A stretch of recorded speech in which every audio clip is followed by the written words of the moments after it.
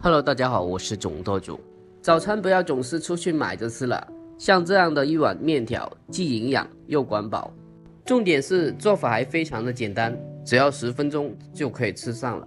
大家可以看一下我是怎样操作的。首先第一步，准备一点我们的汤底配料，切一点葱花，把切好的葱花放入碗中，然后再加一点虾皮提鲜。再加一勺味之鲜酱油，然后再加少许的盐，鸡精一点点，不吃的话可以不放。最后加一点胡椒粉和香油就可以了。下面我们煎一个蛋，热锅凉油后打入1个鸡蛋，小火煎至两面金黄后盛出备用。想吃生一点的话，不用煎得太久。我们起锅烧水，水开之后放入面条，然后用筷子给它搅散，防止粘连。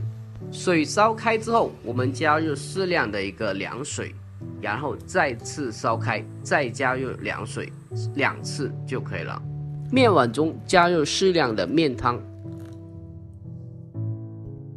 然后我们把煮熟的面条盛出。家里有条件的话，可以再烫一点青菜，这样的话会更好。放入煎好的荷包蛋，家里有小咸菜的话，可以加一点小咸菜，这样吃起来更加的棒。爱吃辣的小伙伴可以再加一点辣椒酱。就这样，我们的早餐面条就制作完成了，全程不用10分钟。这样做的面条既简单，而且更有营养，再也不用出去买着吃了。只需早上早起10分钟，就可以为家里人做上一碗爱心的早餐面条。最后我们拌一拌就可以开吃了。下面我替大家尝试一下，这样煮出来的面条十分的筋道爽滑，而且那个汤底因为加了那个虾皮，非常的鲜美，而且搭配了一些小咸菜，口感层次更加的丰富。小伙伴们，本期的视频就分享到这里了。